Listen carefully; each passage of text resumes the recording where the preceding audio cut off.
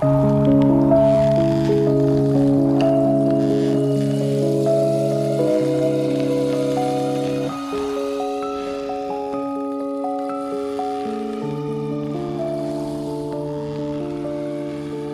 to the first episode of American Hauntings, the podcast dedicated to the history, hauntings, legends, and lore of America's past.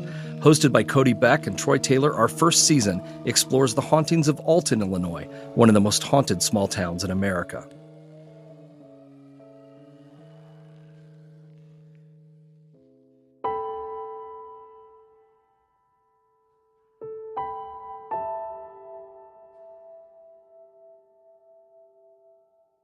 Alton, Illinois is a town born, quite literally, from blood, mud, and river water.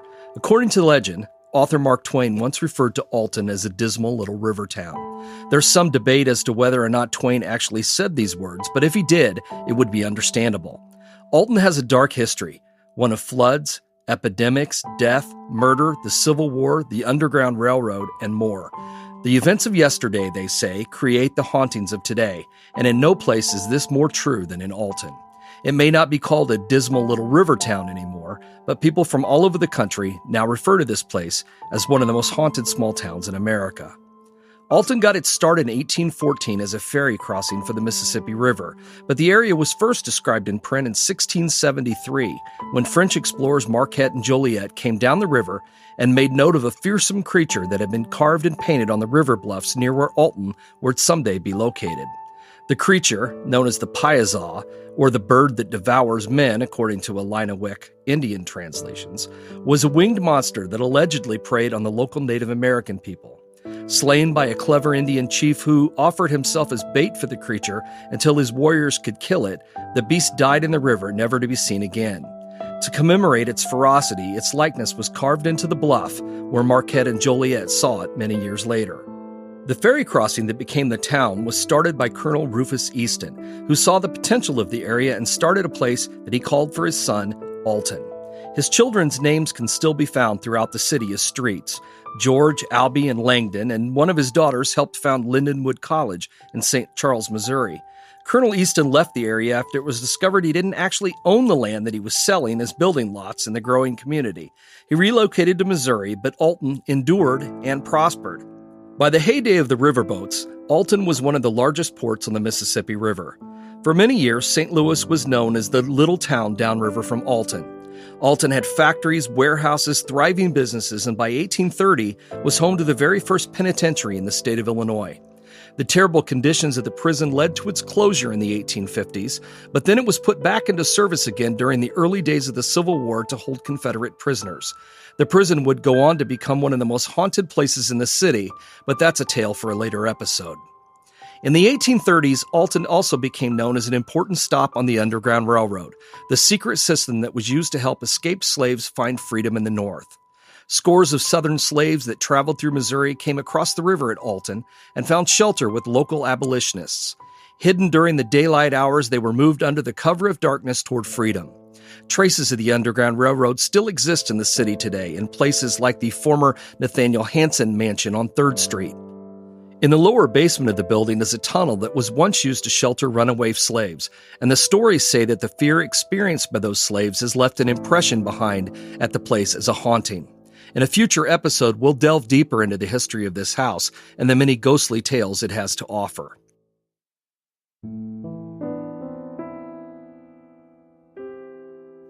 Alton's importance to the abolitionist movement of the early 19th century brought many people opposed to slavery to the town. One of the most important was a Presbyterian minister and newspaper publisher named Elijah P. Lovejoy. Lovejoy was born in Maine and came to the western states as part of a New England movement to bring morality and culture to the newly settled parts of the country. In St. Louis, he established a classical high school and a newspaper, but never ventured into criticizing slavery until he experienced a religious conversion that made him feel like he had to. After 5 years in St. Louis, he entered the seminary and became a minister.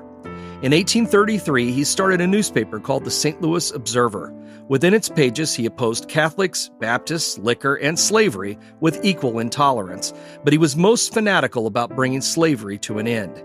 He began writing, speaking, and preaching against slavery, and despite being in physical danger for his views, he refused to stop. Amid growing hostility, Missouri was a slave state after all, he became an unpopular champion of civil rights. Mobs attacked his newspaper office and damaged his printing press, but he refused to stop. In order to protect his wife and infant son, though, Lovejoy moved across the river to Alton, then the largest and most progressive city in Illinois. City leaders, businessmen, and abolitionists in Alton offered moral and financial support to Lovejoy, who called his new Illinois newspaper the Alton Observer.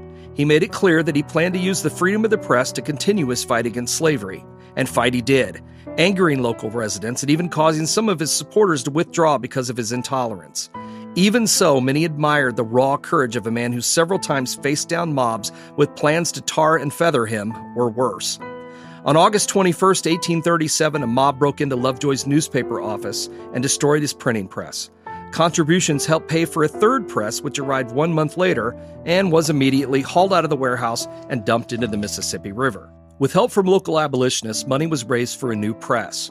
One of Lovejoy's backers was Winthrop S. Gilman, who, along with Benjamin Godfrey, was the owner of a massive warehouse on the Alton riverfront. Lovejoy decided that his fourth printing press should be protected there by an armed force of supporters. It arrived by steamer at 3 o'clock in the morning on November 7, 1837. Late that night, a mob gathered and gunfire rang out. A man in the crowd fell mortally wounded. Someone carrying a flaming torch up a ladder and set fire to the roof. Lovejoy ran out of the warehouse to stop him and was shot 5 times, falling to the ground and dying almost immediately. His friends fled, and the mob put out the fire and destroyed the printing press.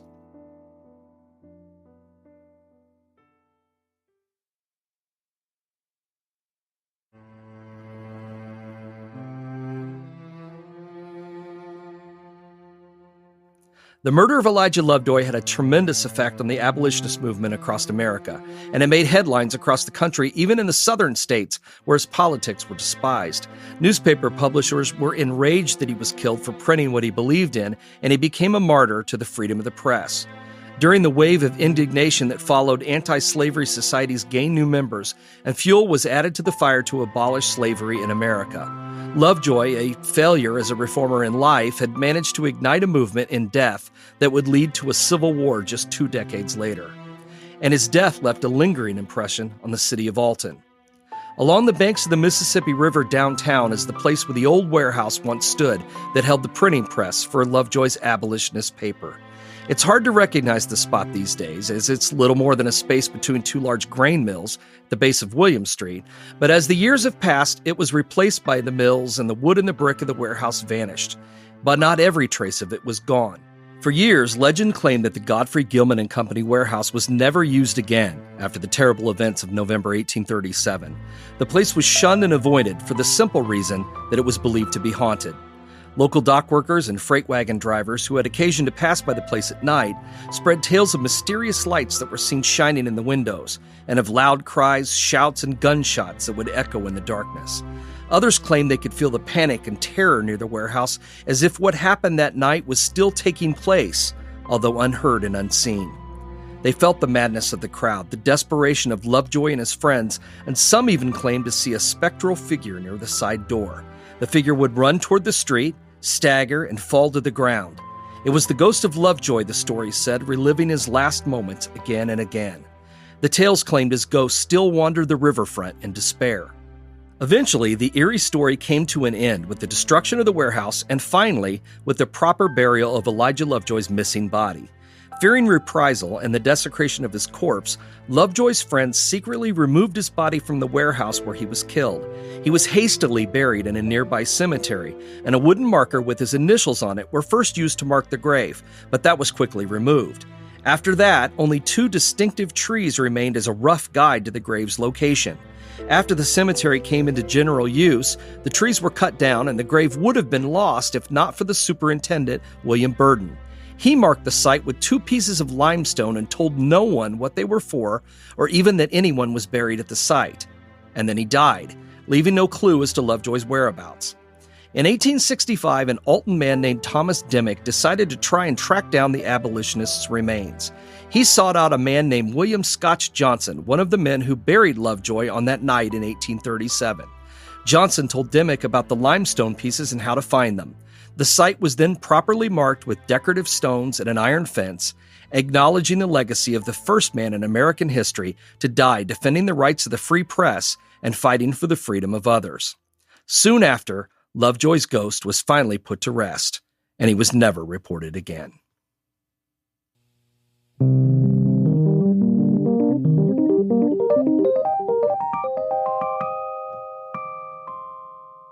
And I was like, that just sounds creepy to me. Like, it sounds like a guy that has like just kids under his voice. So I can just go? Yep. Okay. Welcome to American Hauntings Podcast, where we discuss history, controversy, myths, legends, and all things paranormal. You are listening to Season 1, covering the hauntings of my hometown in Alton, Illinois. I'm your co-host, Cody Beck, and with me, my co-host until he becomes a ghost, author, historian, crime buff, and the founder of American Hauntings, Troy Taylor. How's it going, Troy? Fine. Oh, did you want me to say more than that? You do you. Well, after the 4-hour monologue I just gave you on Elijah Lovejoy, I thought you might want me to shut up for a few minutes. No, you did a great job. No, actually, really, I'm excited to do this. I think this will be a lot of fun. And although we've already gone through the whole discussion of why just you and me having fun is not a podcast, I still think it'll be fun. So no, I'm really excited. For sure. I'm really excited. And, I want to give our audience a little bit more of a background on who we are and why we're doing this, and help expand a little bit on the history of Alton. So to sum it up, the reason I'm involved with this project is because I really love Alton. It's my hometown. It's the place I grew up for 18 years. And while, I love the town, I really just don't know too much about like the concrete history of the stories that I've heard and grown up with. And so I'm not really sure where to draw the line between like the historical fact and just all the whispered rumors I've heard over the years. And, I've always heard that Alton was one of the most haunted small towns in America. But beyond that, my knowledge has mostly been limited to kind of one-off tales and secondhand stories. Well, I don't think you're the only one. I mean, I think that a lot of people are that way. It's one of those things that most haunted small town in America, or one of the most haunted small town in America things came up. That wasn't anybody around here. I don't even know if you know the history behind that. No, I don't. The weird thing was that was a Fate magazine contest from like 1997, I think, 6 or 7. Fate magazine was that. I don't know if you're familiar with it. A lot of people aren't anymore, but they started back in the late 40s, early 50s. It was like a kind of a pulp magazine about the paranormal. I mean, there really wasn't anything like that back then. Mm-hmm. It was the heyday of UFOs, that really kicked in, and a lot of magazines came out around that time. And Fate was a little better, and it's the only one that really survived into the modern era. But it was like, I forget what their subheading was, but it was, true tales of, ghosts and psychics and UFOs and Bigfoot. I mean, everything was in there. By the 90s, they certainly weren't at the circulation levels they were in the 60s and 70s, but they were hosting this thing that was a contest where people could vote in and win and take a trip somewhere. And in this case, it was to Alton. My friend Sonny Irvin, who used to own a trolley company, A1 Limos and Trolleys in town, and is still a good friend of mine, and he had somehow gotten involved in this contest and offered Alton as a prize. You could win a trip to Alton. Could win a trip to Alton. And because the next year, I actually was the contest, and you could win a trip to Decatur, which these don't sound like. Is that the first place? I'm sorry, prize? but yeah, Alton, place? I could. Decatur sounds like that should be like the losing prize. Right. But anyway. You're forced to go there. Yeah, you're forced to go there and spend time. But Fate magazine, just for whatever reason, just kind of pulled that out of their ass and said, hey, let's just call it one of the most haunted small towns in America. And, we may be like violating their copyright every time we say that. I have no idea, but it's somehow it just became like this general usage thing. And we've just milked it for the last, 20 years. Yeah. So, I mean, the Visitors Bureau uses it. Everybody uses it now. But yeah, I mean, that's how that got started. So I don't think a lot of people even realize that it wasn't anything that we, had 100 years ago or anything, the Mark Twain thing, and that may not be true either, but it is said that he claimed Alton was this dismal little town because all the horrible things that had happened there by the 1870s. You know, this was it had gone from being like the biggest town in the state to, you know, this tiny little town that had lost its prison, everything had happened by then. And, somehow, but the ghost thing just took hold. And especially after, all the big factories and stuff left, the glass works and the box factory, all that stuff's gone.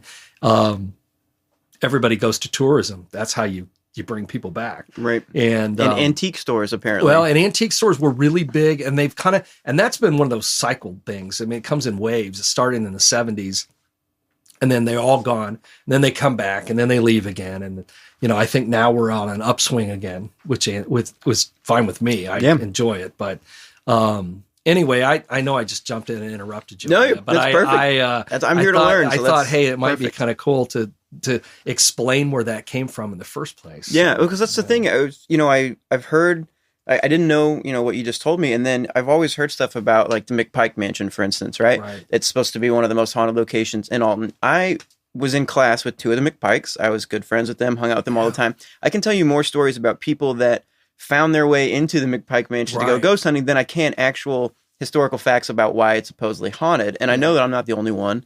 I drive by these places all the time, and I have no clue what the actual history is and what's just, myth and rumor and stuff. So I think that there's nobody that I can name that's better than you to help shine some light on why these places have the notorious, histories that they have. Well, that's the fun part of it is, obviously I love the ghost stories, but finding out why the places are haunted, or, the history behind it. That's the part for me that holds the most appeal. So when you proposed that we do this podcast, I was excited because, being able to talk about stuff like this in this setting is different than doing it on a tour. Certainly different than writing about it, because you have you end up with that monologue, and that's all. But by combining the two things into this podcast, I think that it will, it'll really, I don't know if shed light, because I'm not a professor or anything, but I think it will, I think it will at least give us a different spin on some. Absolutely. And I wanted to really learn about all these places, but I knew I couldn't just go into some place that's notoriously haunted and say, hey, tell me about the history, because they're just going to feed me a bunch of bullshit and whatever, they want to. And so I thought you were the perfect person to help me kind of learn a little bit about these places that I've grown up with and that I have no clue about. So just a little breakdown of kind of what we're going to do over this first season. We're going to cover a lot of different topics per episode. So, for instance, we're going to cover some sites like Mineral Springs Mall, Milton School, First Unitarian Church, the Alton Penitentiary, the Great River Road, McPike Mansion, and a bunch of other places that people in Alton probably see all the time when they're passing, but they don't really know too much about. So I'd like to just go ahead and kind of get started and dive in with some questions that I have for you, if that works for you. Oh, sure. No, that's fine. So can you tell me a little bit, like you've done ghost tours in a lot of awesome cities, some big cities, small cities. You've been all over the place. Can you tell me a little bit about your relationship with Alton and maybe what's different about Alton compared to other towns that you tour? Well, Alton is, I think most of the towns that I've done a tour in, for the most part, I've lived there. I lived here in Alton for about 8 years and liked it. Business took me away. And I kept the tour company going because I didn't want to lose contact with it, because I really like Alton. It's a great town. It's a great historical town. And I think that's one of the things that, well, obviously that's what makes it so haunted.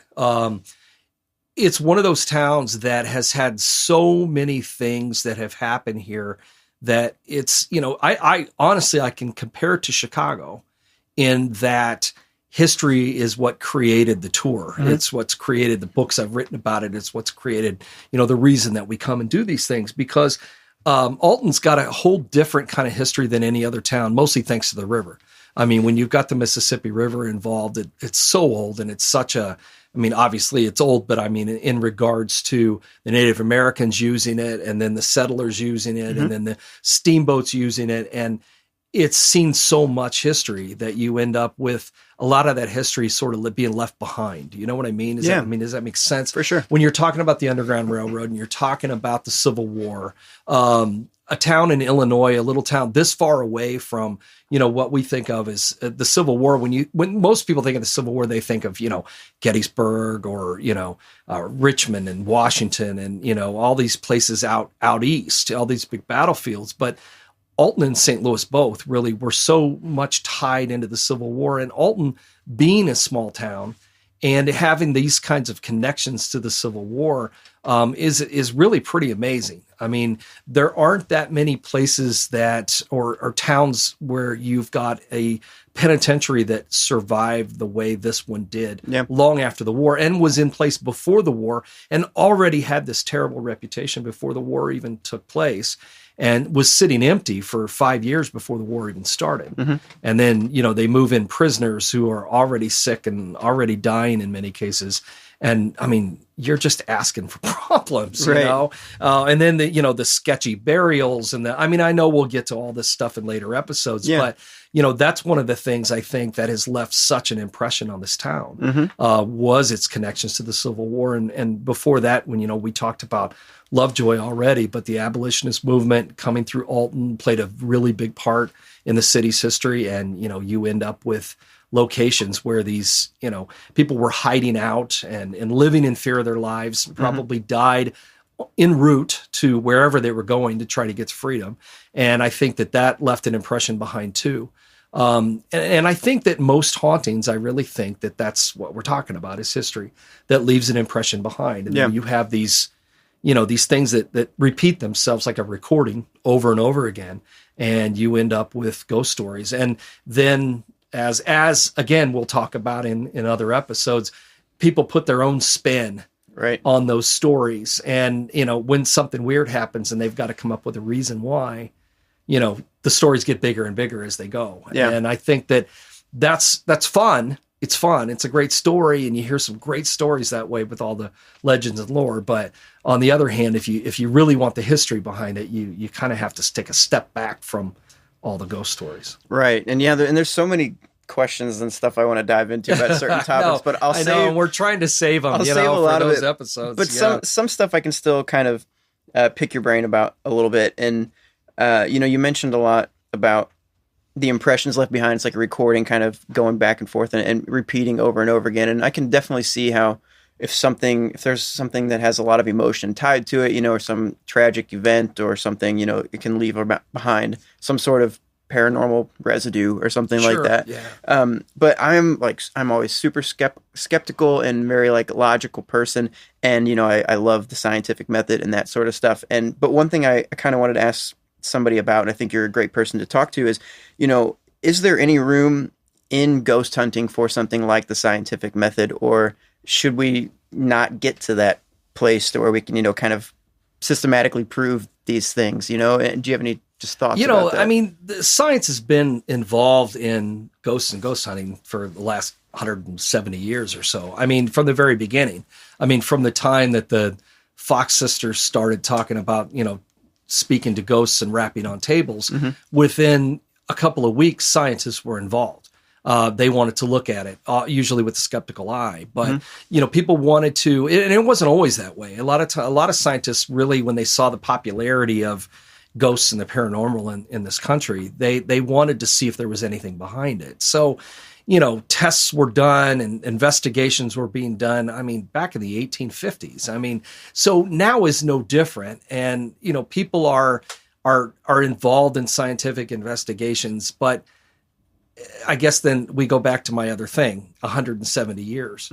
And what's been proven using science? Right. Nothing, really. I mean, essentially nothing. Yeah. I mean, we look at it and we can be believers or we can not be believers. And I often see history as more evidential than science is when it comes to ghosts. And scientists don't accept that. I mean, as proof, obviously. But when you're speaking about history, and the example I always like to use is a story that something I ran across in the mid 90s, where I had a family who moved into a house and they started seeing this ghost in a bedroom in the house.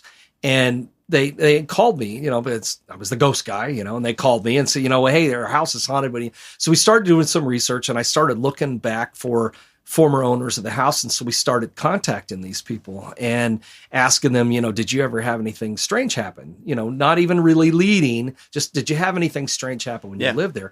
Yeah, we used to see this go to this guy in the bedroom in the same spot that the current owners were. They never mentioned it. No, and we'd never talked about it. Nobody'd ever told the story. It wasn't a known place, but we talked to different people who went back about 40 years who lived in this house. All of them told the exact same story. All of them said that they saw the ghost in the same part of the house. They described him as looking the same. In fact, several people that I was actually able to personally go and meet actually identified him from a picture. And he was an owner of the house who'd committed suicide in there. Wow. So, how much better can you get? How much more proof do you need? Right. Other than a scientist would demand that you get this ghost to perform on command, but history doesn't require quite that stringent of a standard. So when it comes to science, all the gadgets and all the gizmos and all that kind of stuff, it's interesting. I think it's interesting. I just don't really think it's for me. Right.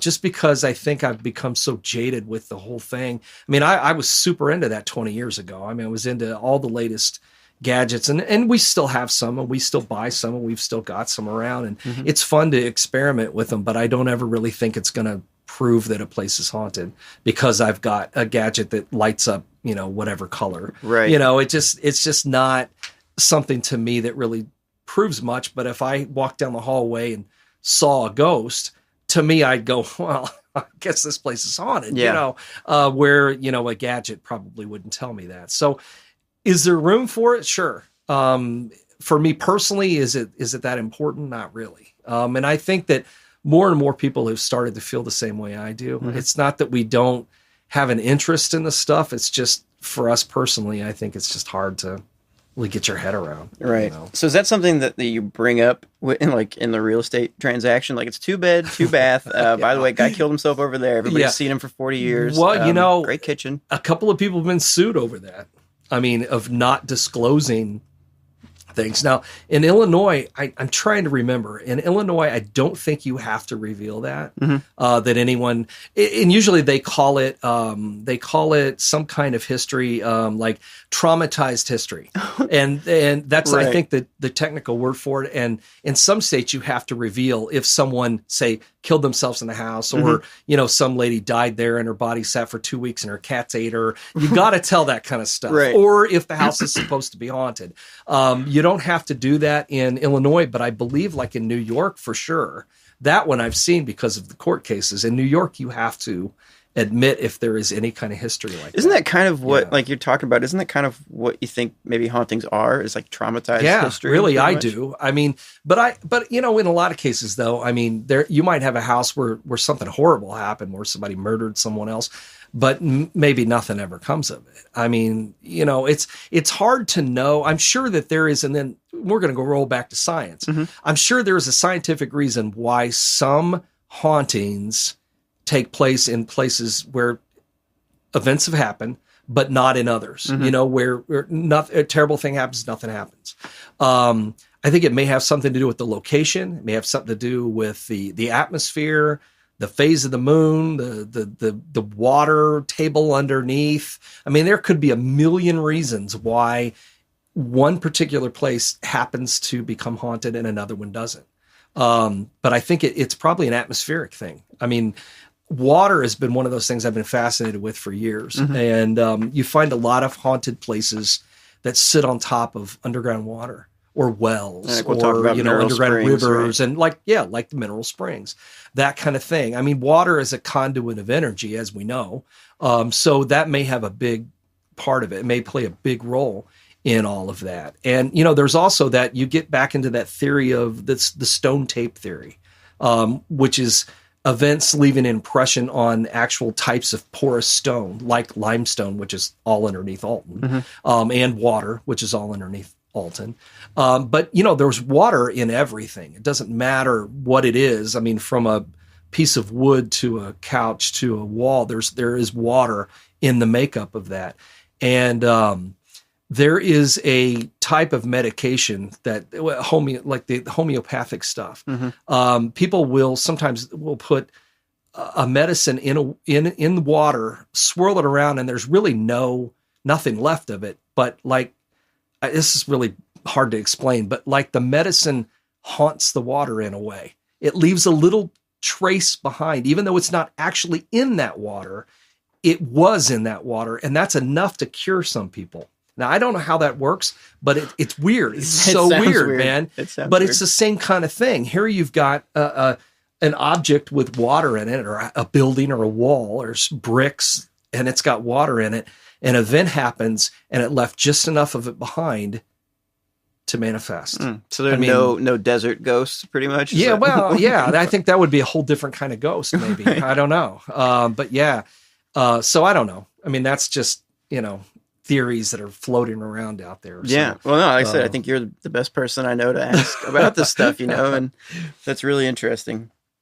Okay. With that, I believe is the signal.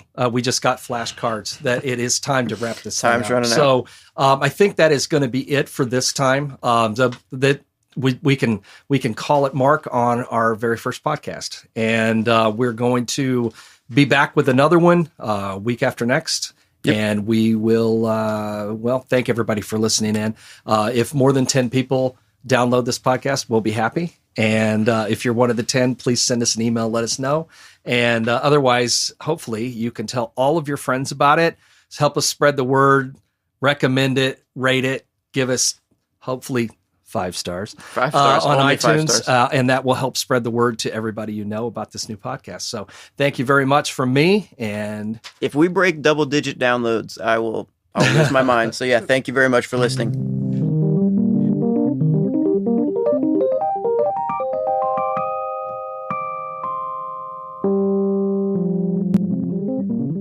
We aim to combine historic record, scientific method, observation, and imagination in order to teach you a little bit more about the paranormal activities of Alton, Illinois.